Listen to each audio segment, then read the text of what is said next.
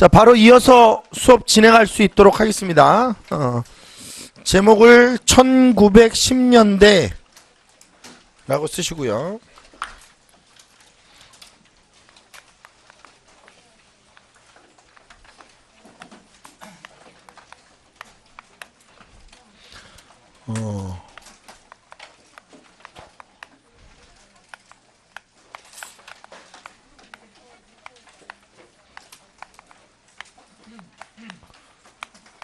제목을 이렇게 쓰고 출발을 합시다. 1910년대 국내 민족 독립운동.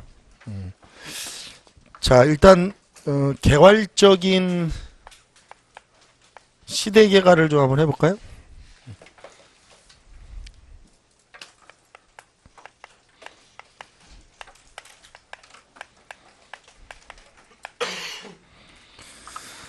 자, 1910년대는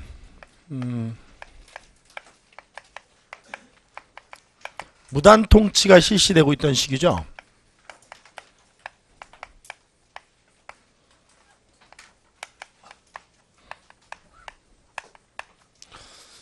자, 요 상황 속에서 펼쳐졌던 국내 독립운동을 좀 알아보는 거거든요. 근데 국외 독립운동을 같이 볼 거예요. 일단 개괄만. 국내 국외 이렇게 좀 시간이 좀 중간에 1교시는 금방 딱 끝낼 거예요. 몇 분 하면 그냥 끝나버리거든요. 이 국내만 하면 끝나기 때문에. 근데 1910년대 민족 독립운동사에서 중요한 건 국외가 중요합니다. 국외. 왜냐면 스토리로 만들면 이렇게 되죠. 무단 통치가 진행되고 있었기 때문에 국내에서 독립운동은 활발하게 전개되기가 어려워요. 그래서 제가 저번 시간 끝날 때 그 얘기를 했던 거예요. 그러니까 독립운동사를 이해하기 위한 시대 배경이 된다라는 게 바로 이거죠. 그러면 이제 국내의 상황을 보긴 보는데, 자, 국내의 상황은 독립운동이 굉장히 위축되거든요. 이 무단 통치 시기 때 한번 봅시다. 일단 1910년에 연도수를 이렇게 쓸게요. 1910년에 안학사건이라는 게 일어나요. 한일합방 직후거든요. 한일합방이 되고 나서 얼마 안 돼서 안학사건이라는 게 일어나는데, 선생님, 안학사건? 안학이 뭘까요? 지명이죠, 지명. 안학 3호분.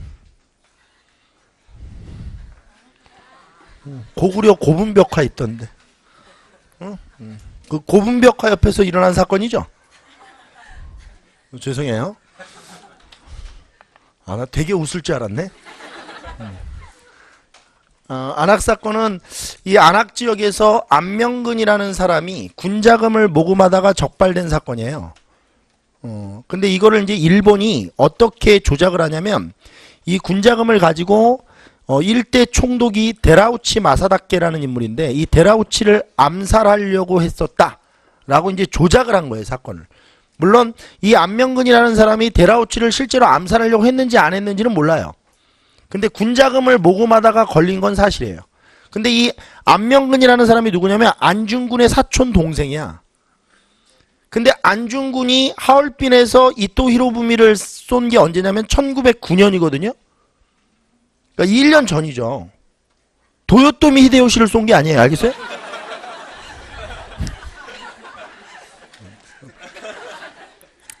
이토 히로부미를 쏜 게 1909년이란 말이죠. 하얼빈에서. 그러니까 일본의 입장에서는 안중근이 이토 히로부미를 쏘고 나서 굉장히 좀 뭔가 이렇게 그런 것들에 대해서 예민해 있을 텐데, 안명근이가 군자금을 모금하다가 다시 적발된 거야.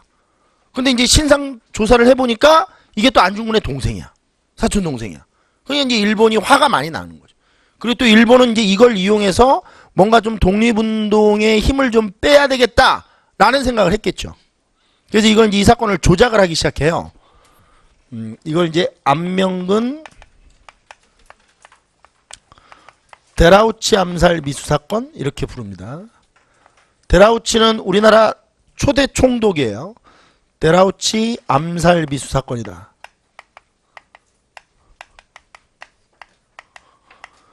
결국 이거를 확대해서 때 조작하면서 어떻게 되냐면 이게 백오인 사건으로 번져요. 그러니까 이 백오인 사건 때문에 우리나라 이거 아직 안 배웠는데 그 구한말에 있었던 신민회라는 단체가 있어요. 애국개몽운동 단체 중에 그 신민회가 없어지는 이유입니다. 이 백오인 사건에 이제 신민회 간부들이 대거 체포되면서 신민회가 와해돼 버리거든요. 그러니까 중요한 건 뭐냐면 어떤 부분을 캐치하셔야 되냐면 1910년에 안학사건, 1911년 백오인 사건이 터지면서 독립운동이 확 위축된다는 얘기야. 그러니까 독립운동을 하려다가도 이런 사건들이 막 빵빵빵 터지고 막 독립운동가들이 막 잡혀 들어가고 이러면 나머지 독립운동가들도 활동하기가 어렵죠. 이게 105인 사건으로 발전을 하는 겁니다.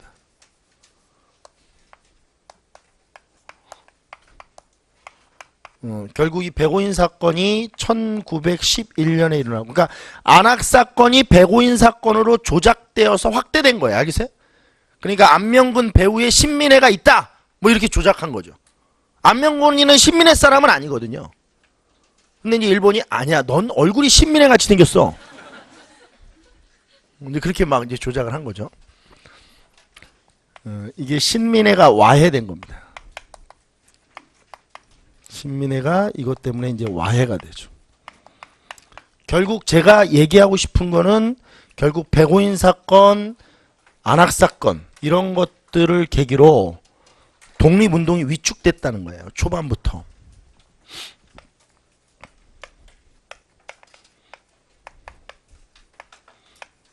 운동의 위축이 일어난다. 그리고 결국 이 독립운동의 위축을 제일 잘 반영하는 것 중에 하나가 뭐냐면 많은 독립운동가들이 해외로 망명을 해요. 이제 판단을 한 거죠. 국내에서 독립운동을 하기는 어렵다라고 판단한 거예요. 그러다 보니까 이제 반대 현상이 일어나는 거죠. 해외에서의 독립운동이 엄청나게 활발해집니다. 그래서 1910년대는 해외 독립운동이 중요한 거예요. 독립운동가들의 해외 망명이 일어난다. 해외 망명이 증가한다.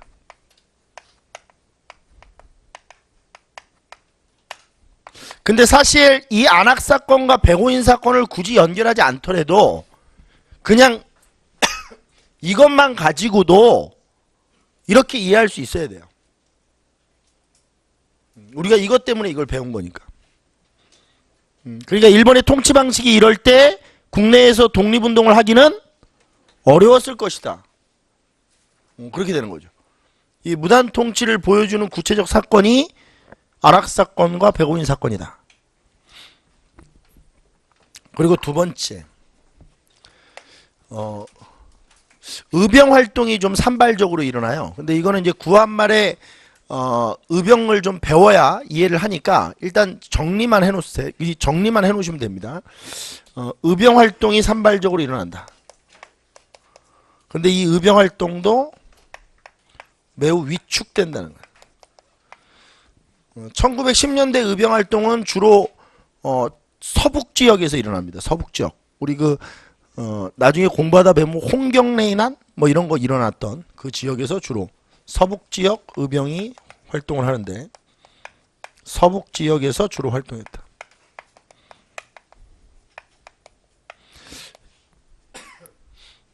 이 마지막 의병장이라고 불리우는 최응언이라는 분이 있어요. 이 최응언의 활동 이런 것들이 가끔씩 사료에서 나오니까 이름만 써주시면 됩니다. 최응언의 활동 이렇게 좀 써주시면 돼요. 자, 그 다음에 이제 이건데 지금 국내입니다. 계속 이건데, 자, 그럼 무단 통치 때 독립운동은 우리나라에서 하기가 어려워. 근데 어렵다고 해서 안 할 수는 없잖아요. 독립운동을. 그죠?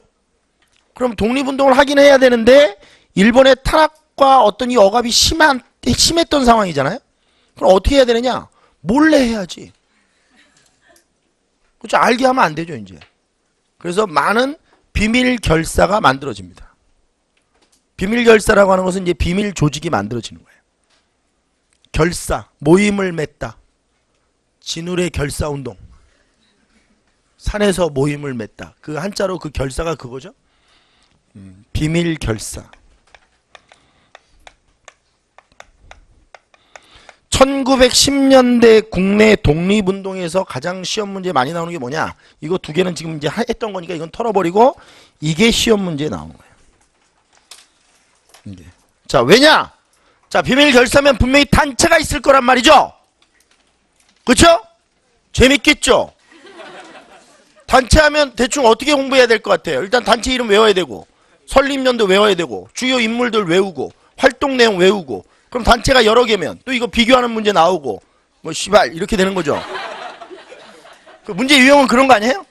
단체가 이제 계속 나올 텐데 그럼 단체 구분하는 걸 묻겠죠. 재밌겠네요. 한번 써봅시다. 독립의금부 써보세요. 다 정리하셔야 돼요. 그 다음에 조선국권회복단,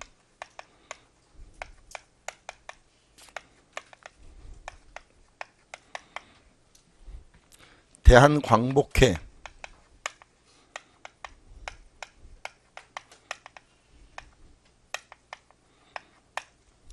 조선국민회,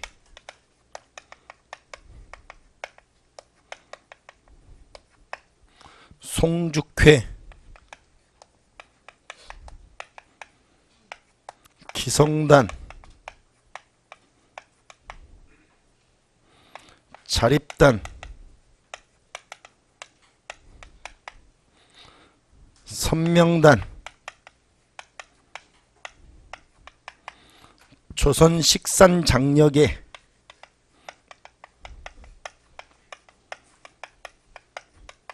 조는 사람 있으면 계속 할 거야. 끊임없이 그냥.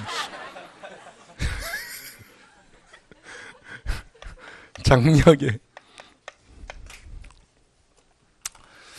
자, 뭐 많은 그 밖에 또 단체들이 또 있는데 일단 여기까지 써놓고 우리가 공부할 거는 요 위에 있는 4개의 단체예요.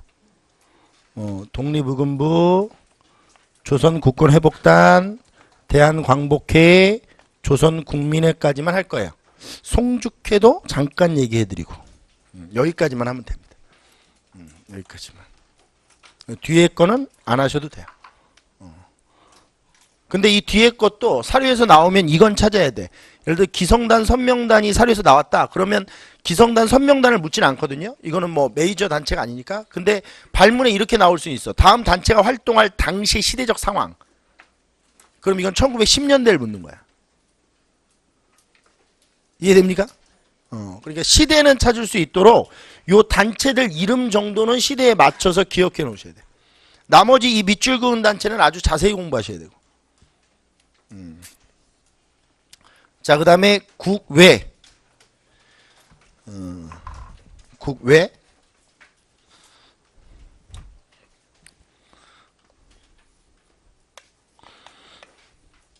국외는 아까 전에 잠깐 얘기했는데 독립운동가의 해외 망명이 많아졌다고 그랬죠? 그럼 이제 해외에 독립운동기지가 건설됩니다. 그거 아주 많은. 그럼 이제 느낌이 또 다 오네요. 그렇죠? 그러니까 각 지역별 뭐를 이제 공부해야 돼? 독립운동기지를 공부해야 되네. 각 지역별. 만주도 서간도 북간도 나누고 연해주 블라디보스토크 상하이 그 다음에 미주 각 지역별 독립운동 단체들을 다 외우는 겁니다. 제일 자주 잘 묻는 유형은 이 독립운동 기지가 어느 지역에 있느냐 이걸 묻는 거예요. 지역사. 이번 국가직에서 여러분들 막 환호성 쳤던 문제들 그쵸? 지역사. 깜짝 놀랐네. 다 틀리는 거 보고. 그러니까 우리의 실력이 그 정도인 거야. 그쵸? 그러니까 의주와 청천강을 구분이 안 되는. 청천강이 어딘지 모르는 거야. 살수대첩 할 때 청천강을 잘 그려놨거든. 근데 의주랑 물어보니까 또 모르는 거예요. 의주는 압록강인데. 그 내가 기본반 할 때 수업할 때 얘기했죠. 이거 무슨 씨야 강 수업을 하든지 해야지. 강 한번 죄다 그려야 돼 또. 산도 그리고 그쵸? 속리산이 어디 있는지도 모르니까. 큰일, 큰일.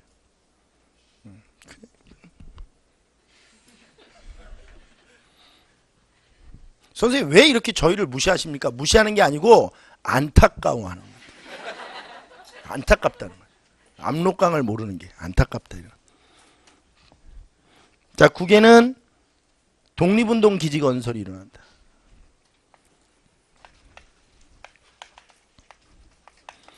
독립운동 기지가 건설된다. 만주, 연해주,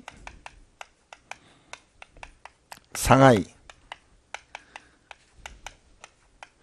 미주 등을 우리가 구분해서 공부하시면 된다. 자, 그러면 1910년대 국내 민족 독립운동 뭐만 하기로 했었죠? 국내 민족 독립운동 뭐만 하기로 했었죠? 비밀결사.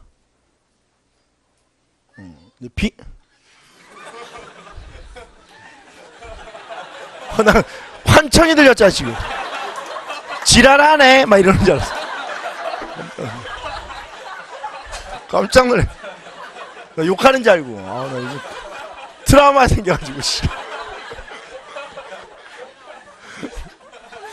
비밀 결사만 하기로 했잖아. 그런데 지랄하네 이러는 줄 알았어.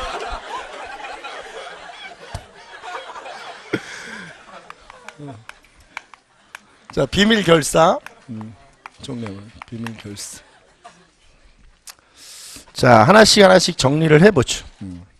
자, 1번 독립의금부서부터 정리합니다. 독립의금부. 이게 1912년에 결성된 단체예요. 일단 조직. 독립의금부는 고종의 비밀 지령으로 고종의 비밀 지령으로 만들어진 단체입니다.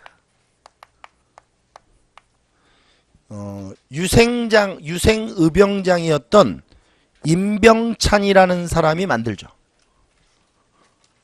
유생의병장이었던 임병찬이라는 사람에 의해서 조직이 됩니다.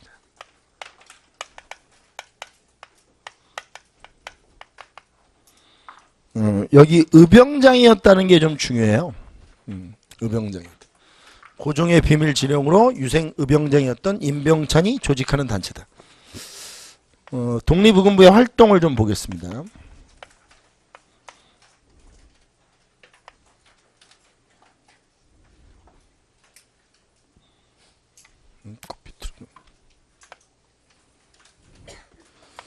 자, 첫 번째. 의병운동을 계승하려고 해요. 그러니까 구한말에 의병들이 많이 일어났거든요. 뭐 을미의병, 을사의병, 정미의병, 마지막 의병이 정미의병이었는데 이 의병을 계승하려고 하죠. 그 의병운동을 계승하려고 했다.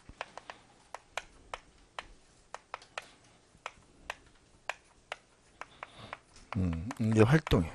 그 다음에 두 번째, 전국적 의병 봉기 계획을 해요.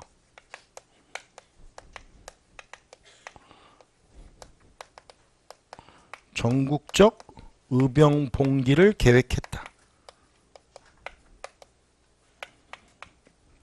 그 다음에 세 번째, 국권 반환 요구서라는 걸 작성을 해요. 그러니까 이제 총독부에게 보내는 거예요. 우리 국권을 뭐 해달라? 반환해달라. 뭐 이런 요구서를 작성했다는 거예요. 국권 반환 요구서를 작성했습니다. 이거를 작성해서 총독부에게 보내려다가 중간에 발각돼서 이 단체가 없어져요. 보내려다가 발각된다. 총독부에게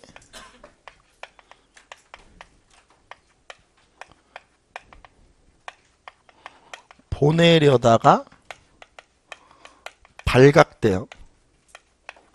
그래서 이 단체가 해체되거든요. 해산되는데.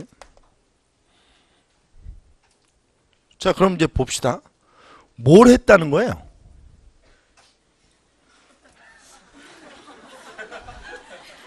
그러니까 내가 공부를 열심히 하겠다. 어? 우리 형이 이제 공부를 굉장히 잘하는 사람인데 우리 형을 이어서 공부를 열심히 한번 해보겠다. 이게 이제 딱 했고. 그리고 이제 계획을 막 했죠. 하루에 3시간만 자겠다. 이러고 계획서를 막 썼어. 계획을 했어. 그래서 실천을 하려고 했는데 발각됐어. 그래서 못했다는 거 아니에요? 공부를 시작하려고 하는데 친구한테 전화가 와서 나가서 술을 막 먹고 못했다 이런 거 아니야? 그럼 뭐 한 거야? 이 친구는 공부를 한 자도 안 했네? 결과적으로 계획서만 쓰고, 그쵸? 근데 이 단체가 왜 시험 문제 많이 나오느냐, 이것 때문에 그래요. 이 단체가 유일하게 복벽주의 운동을 전개했던 단체거든요. 이 복벽주의가 바로 조선왕조 재건운동이에요. 근데 이제 우리가 이제 흔히 수험생들이 이제 앞으로 막 공부하다 우리 구한말을 안 배워서 그런데 이 신민회 같은 단체가 막 민주공화정 이런 거 주장해요. 그 전에 막 독립협회 같은 경우는 막 입헌군주정 이런 거 주장하고 그러거든요. 그러니까 이제 정치 체제를 이렇게 근대식으로 바꾸려는 노력이 근대사에서 있었어요. 이제 그 공부를 하고 이렇게 넘어오면 어떤 느낌이 드냐면 굉장히 좀 이 전근대적인 거죠. 그러니까 조선 왕조를 재건하자는 거거든 이건. 그러니까 다시 고종을 왕으로 복위시켜야 된다 이거거든. 그러니까 이게 좀 시대적으로 뒤떨어져 있다 뭐 이런 생각이 들어서 수험생들이 복벽주의 운동에 대한 개념을 잘 이해를 못해요. 그런 시대적인 어떤 후진성이 있다 이렇게 보는 거거든요. 근데 그게 아니고 이때 당시에 우리 국민들은 우리 백성들은 입헌군주정이나 민주공화정이나 이런 걸 해본 적이 없어요. 그러니까 우리 일반 백성들 입장에서 보면 우리가 일제로부터 독립했다라고 가정했을 때 눈을 감고 그려보면 경복궁을 다시 고종이 거니는 거예요. 그게 우리 국민들 입장에서 보면 백성들 입장에서 보면 독립한 거예요. 그래서 이 복벽주의 운동이 실제로 고종이 죽기 전까지 많은 국민들이 가장 절대적으로 호응했던 독립운동 방법이에요. 그러니까 이걸 무시할 수 없다는 거죠. 누가 지지하고 있었던, 그렇죠, 많은 국민들이 지지하고 있던 독립운동의 방법이에요. 물론 고종이 죽고 나서 이 복벽주의 운동은 없어져요. 왜냐면 세울 왕이 없는 거죠. 마지막 순종은 일본에 의해서 세워진 왕이거든요. 그러니까 우리 국민들 입장에서는 순종을 왕으로 믿지 않았어요. 생각하지 않았죠. 그러니까 우리나라의 마지막 왕은 우리 국민들 입장에서 보면 고종이에요. 고종 황제. 그 고종 황제를 다시 복위시키는 것, 이게 복벽주의거든요.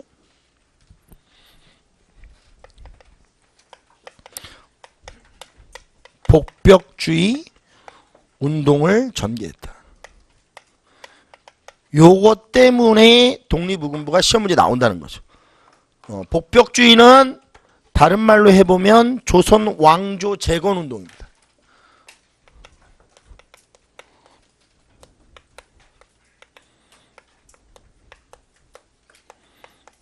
조선 왕조를 재건하겠다 이런 거거든요. 이게 독립의금부의 내용입니다. 독립의금부. 자, 두 번째, 조선 국권 회복단입니다.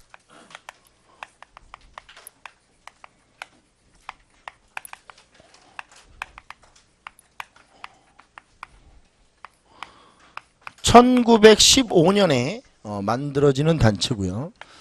자, 조직을 좀 볼게요. 경북 지역 유생들을 중심으로 해서 조직이 됩니다.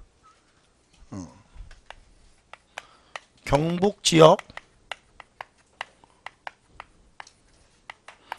유생을 중심으로 조직이 되죠. 대표적인 인물이 이시영, 서상일 이런 사람들이에요.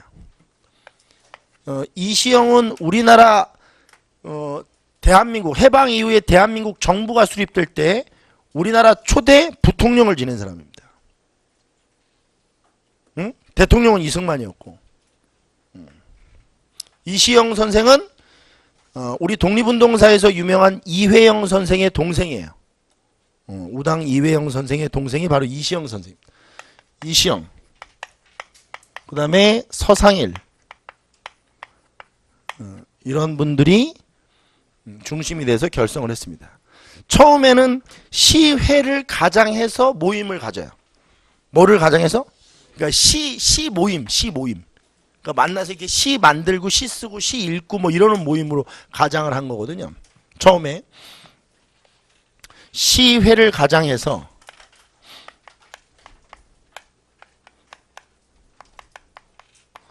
시회로 가장하여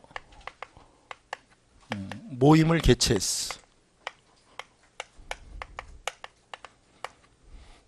그러나 절대로 시를 읽지는 않아.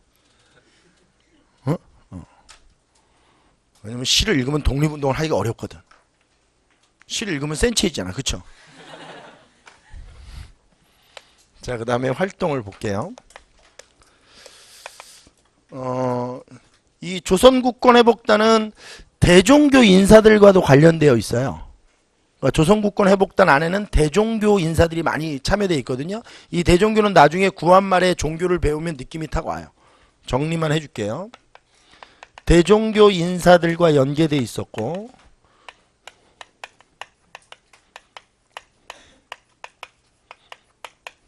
대종교 인사들과, 이 대종교가 들어가면 대부분 다 무장투쟁 쪽이라고 보시면 돼요. 무슨 투쟁? 무장투쟁. 이게 온건적 투쟁 방법을 택하는 경우는 거의 없어요. 대종교는. 예, 무장투쟁 이런 거 전개하는 분들이거든요. 그리고 해외 독립운동가들과 유기적으로 연계되어 있던 단체예요. 해외 독립운동가를 지원해줬던 그런 활동을 했다. 이렇게 보시면 돼요. 그리고 마지막, 우리가 이 공부할 때 이 국내 비밀결사 중에서 가장 시험 문제 나오는 거 한 단체만 얘기해봐라. 저한테 물어보면 저는 그냥 숨도 안 쉬고 대한광복회라고 하거든요. 이 대한광복회가 시험 문제 제일 많이 나오는 거죠. 세 번째 우리가 바로 배워야 될 단체. 이 대한광복회에도 조선국권회복단 인사들이 참여를 합니다.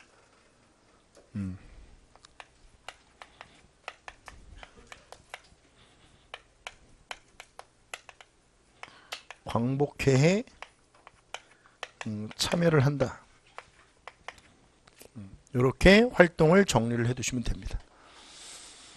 자, 그 다음에 세 번째, 방금 전에 얘기했던 대한광복회를 좀 정리해 볼게요.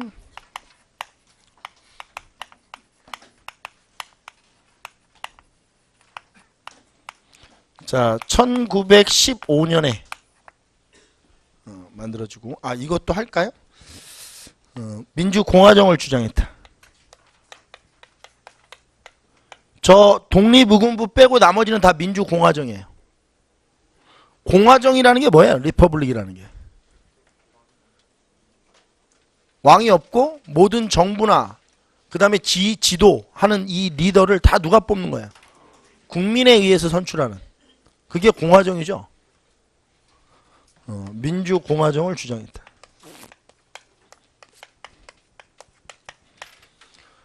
자, 대한광복회로 넘어옵니다. 조직. 1913년에 경북 풍기라는 지역에서, 경북 풍기가 어딘지 압니까? 백운동 서원이 세워졌던 곳인데 들어는 봤나요? 백운동 서원?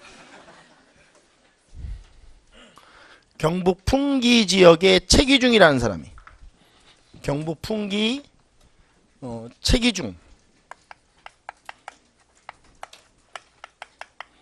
최기중이 대한광복단이라는 걸 만들어요.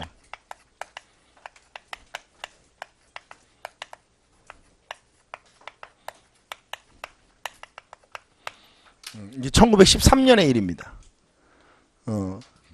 경북 풍기에 있던 최기중이 대한광복단이라는 단체를 결성하는데, 이 대한광복단 안에 조선 국권회복단 일부 인사들이 참여하면서 1915년에 이름이 대한광복회로 바뀌어요.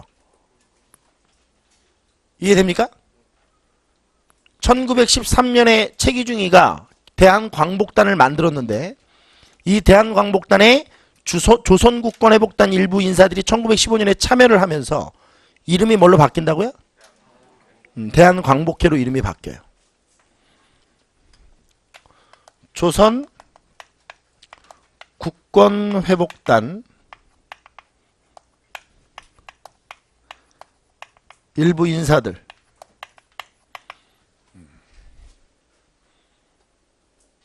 이분들이 이제 참여를 하면서 1915년에 대한광복회가 결성이 되는 겁니다. 그러니까 쉽게 얘기하면 대한광복회는 대한광복단과 조선국권회복단 일부 인사들이 참여해서 만들어진 단체다. 이렇게 보면 되는 거죠. 다시 한번. 대한광복회는 대한광복단과 조선국권회복단 일부 인사들이 참여해서 만들어진 단체다. 대한광복단에다 조선국권회복단 일부 인사가 참여해서 대한광복회가 만들어졌는데 이 대한광복회는 특징이 뭐냐면 이게 군대식 조직이에요. 무슨 조직? 이게 군대식 조직이다. 그래서 이 군대식 조직을 갖추고 있다는 것이 이제 어떻게 나타나냐면 이 지휘부가 총사령관 이렇게 불려요. 이 총사령관의 박상진,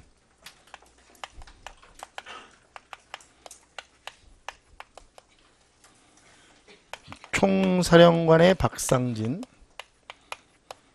그 다음에 부사령관의 김좌진. 김좌진은 들어봤죠? 그쵸? 부사령관의 김좌진. 이런 사람들이 대한광복회를 이끌었던 사람들이에요. 그러면 활동은 주로 뭘 했느냐? 이 대한광복회 활동을 좀 알아볼게요. 첫 번째, 군자금을 모금해요. 뭐를 모금해? 근데 이 군자금 모금하는 방식이 아주 중요해요. 이 보통 군자금은 좀 뜻있는 그 분들, 그러니까 예를 들어서 독립운동에 관심이 있는 분들을 좀 찾아다니면서 이렇게 군자금을 모금하고 그러거든요, 대부분. 근데 이 사람들은 그런 게 아니고, 친일 부호 집을 습격해요. 복면 같은 거 이런 거 쓰고. 요즘에 보면 검정색 마스크 쓰고 돌아다니시는 분들 있죠. 내가 쓰고 다니는데 딱 쓰고 딱 복면 같은 거 쓰고 이제 담을 넘어서 이게 딱 실제로 보면 이제 이런 활동이죠. 한 5인조, 7인조 이렇게 팀을 꾸려서 복면 확 쓰고 넘어가는 거야. 그래서 이제 친일 부호가 있으면 야 일어나. 그럼 이제 총 여기다 대고. 돈 줘. 그럼 이제 돈 줘. 이거밖에 없어? 이씨, 돈 하면 10원에 한 대? 그럼 이제 막 또 줄 거 아니야. 그러면 이제 쏜대요. 돈을 걷고 살려주는 게 아니에요. 돈은 돈대로 뺏고 총 쏴서 죽이고. 그리고 그 방 같은 걸 이렇게 붙이고 나온대요. 근데 그게 한자로 딱 두 글자예요. 응징. 그러니까 이제 친일 부호들 입장에서 보면 이게 굉장히 두려웠던 단체겠죠. 밤에 자고 있는데 들어와서 돈 다 빼고 총 쏴서 죽여버리고 이러는 거야. 김좌진이 이런 일을 했던 거죠.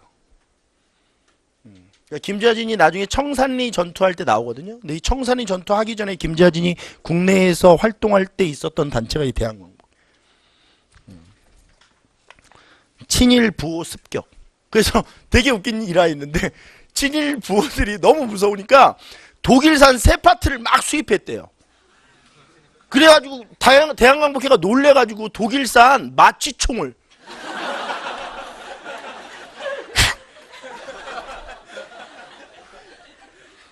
진짜 되게 웃긴 사람들이죠. 어떻게든 죽이겠다는 거 아니에요. 착하게 살아야 돼. 응? 친일 부호 습격. 시험에 많이 나옵니다. 그 다음에 우편열차 습격 이런 거 해요.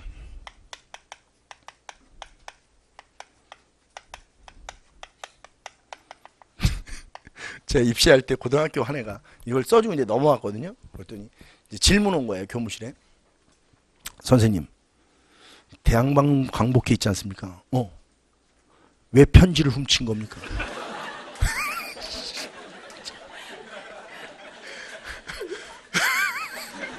아니 편지를 뭐하러 훔치겠어. 여기서 얘기하는 우편열차는 지금으로 얘기하면 현금 수송 차량 같은 거예요. 그러니까 옛날에 저 자취할 때 보면 저희 어머님이 우체국으로 돈 송금해 주는데 그 편지 봉투에다 이렇게 넣어서 주신다고 보통. 그걸 훔치는 거지 편지를 뭐하러 훔쳐. 그리고 이게 이렇게 되는데 제발 생각하라고 그랬죠? 근데 너무 진지해가지고 그 친구인데 어떻게 얘기를 못 하겠는 거야. 편지를 왜 훔친겨줘? 그리고 이 군자금은 그대로 해외 독립운동 기지를 건설하는 데 쓰입니다. 뭐를 건설하는데? 그렇죠. 이걸 가지고 이제 해외 독립운동 기지가 건설됩니다.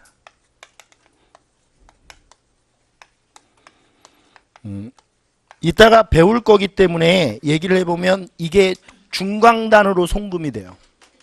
북간도에. 어디로? 중광단으로 송금이 되고요. 이 중광단이 또 대종교 본사예요. 국외에 있었던, 북간도에 있었던 대종교. 이게 다 연결되어 있는 이렇게. 중광단으로 송금이 되고 이 중광단에서는 이거를 어떻게 쓰냐면 중광단에다 밑줄 긋고 이걸 어떻게 쓰냐면 이걸 가지고 북로 군정서군 사관 양성소를 세워요. 이게 이제 북로 군정서군이 만들어지는 겁니다. 이 북로 군정서군이 바로 청산리 전투했던. 그러니까 김자진이 여기서 돈을 걷어서 북간도에 있던 중광단으로 보내면 중광단에서 독립군을 키워놓은 거야. 그래서 김자진이 3.1운동 이후에 그 북로군정서군에 가서 총사령관이 돼서 청산리 전투를 20년에 한 거라고. 밑에다 북로 군정서군 사관 양성소 이런 걸 설립했다는 거죠. 그 다음에 마지막 여기다 점 찍고요. 마지막에 여기다 점 찍고 민주공화 정체를 주장합니다. 민주공화정 주장.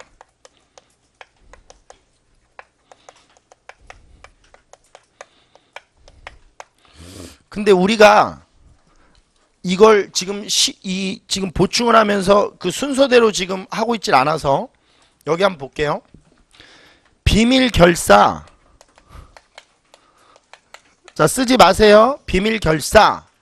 그 다음에 해외 독립운동 기지 건설. 해외 독립운동 기지 건설. 그 다음에 민주공화정. 이게 대한광복회거든요. 이게 대한광복회라고요. 다 들어가죠. 비밀 결사, 해외 독립운동기지 건설, 민주공화정 주장. 이게 신민회예요. 신민회. 그러니까 한일합방 이전에 신민회가 했던 일이라고 이게. 그래서 가자료에다 신민회, 나자료에다 대한광복회 주고 시험 문제에 그렇게 내는 거예요. 그렇게 많이. 가자료에다 신민회를 주고 나자료에다 대한광복회를 자료로 줘서 가나 두 단체의 공통점으로 옳은 것 이렇게 해서 시험 문제 내는 거죠. 그래서 나중에 이건 신민회는 우리가 지금 거꾸로 하고 있기 때문에 신민회는 당구장 표시를 좀 밑에다 하고 여기 요 밑에 당구장 표시하고 신민회와의 공통점 이걸 잘 기억하셔야 돼요. 그러니까 대한광복회와 누구와의 공통점? 신민회와의 공통점. 신민회와의 공통점. 요거를 좀 잘 보셔야 된다. 자, 요렇게 해서 대한광복회까지 마무리를 했습니다. 자, 그 다음에 4. 조선국민회. 조선국민회.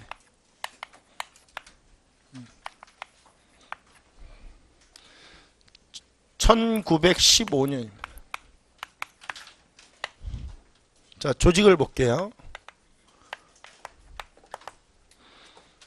이것도 오늘 지금 바로 배울 텐데, 미국 하와이에 대조선국민군단이라는 독립군이 만들어져요. 박용만에 의해서. 한번 써볼게요. 미국 하와이 지역에, 이 미국 하와이가 이번 국가직 문제에 나온 거죠? 얼마 전에 봤던 국가직 문제, 하와이를 묻는 문제가 그렇게 나온다니까. 미국 하와이의 대조선국민군단, 이게 독립군인데요. 이따가 배울 겁니다. 이게 1914년에 박용만이라는 사람이 만든 거거든요. 미국 하와이에 있던 대조선 국민군단의 국내 지부예요. 조선국민회가. 미국에 있는 대조선 국민군단의 뭐라고요? 국내 지부. 그러면 국내 지부면 대조선 국민군단에 무슨 일을 해주겠어요?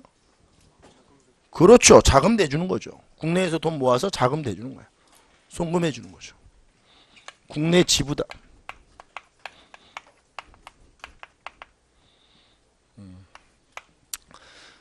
숭실학교 학생들을 중심으로 해서 장일환이라는 사람이 운영을 했어요. 장일환 선생님이 운영을 했죠.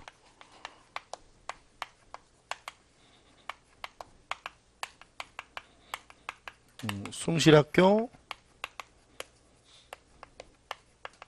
학생들을 중심으로 해서 이 장일환 선생이 운영을 했습니다. 일단 활동은 간단해요. 활동은 군자금을 모금해서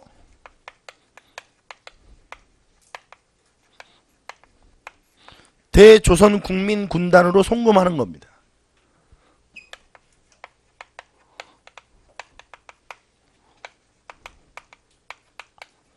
군단으로 송금해줘요. 그리고 대조선 국민군단뿐만이 아니라 해외 독립운동가들과 유기적으로 연결돼 있던 단체예요. 이 조선국민회가. 특히 장일환 선생님이 그런 역할을 아주 잘했죠. 우리가 우리나라에 들어와 있던 프랑스, 독일, 이런 사람들과도 유기적으로 연결해서 그 나라들을 통해서 막 독립운동 세력을 지원하고 막 이런 역할을 했던 단체입니다. 해외 독립운동 세력과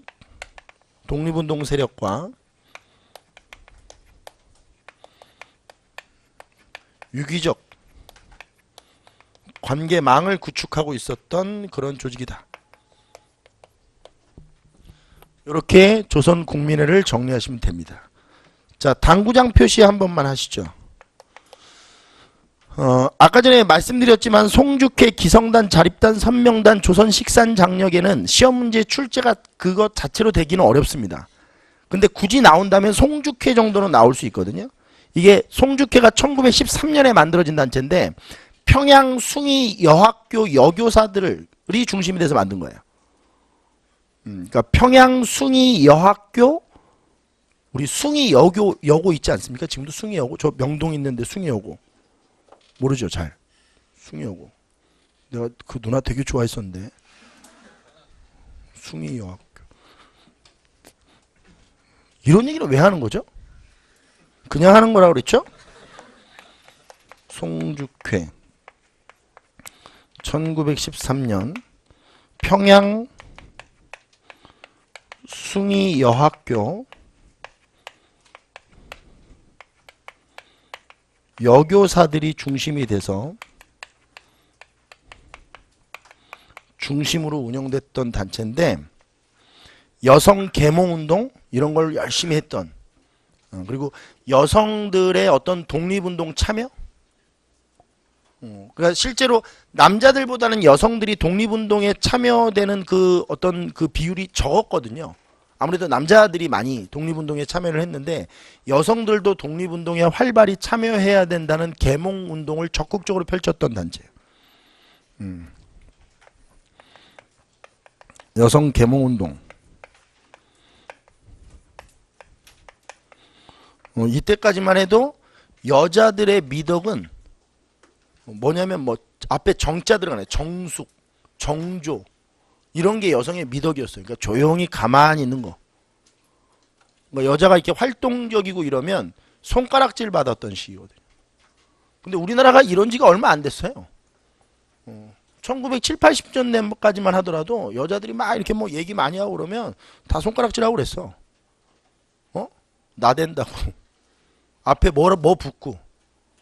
여자가 이 말 꼭 붙어서. 그죠? 나라의 성리학자들이 안 죽고 살아 있었던 거죠. 살인들이. 그죠? 곳곳에 있거든, 살인들이. 아직도. 젊은 분들 중에도 살인이 있어. 여자가. 뭐 살인. 면담 요망이야. 알겠어? 다 불러서 면담해야 돼. 나중에 결혼하면 맞는 수가 있어. 정신 바짝 차려야 돼.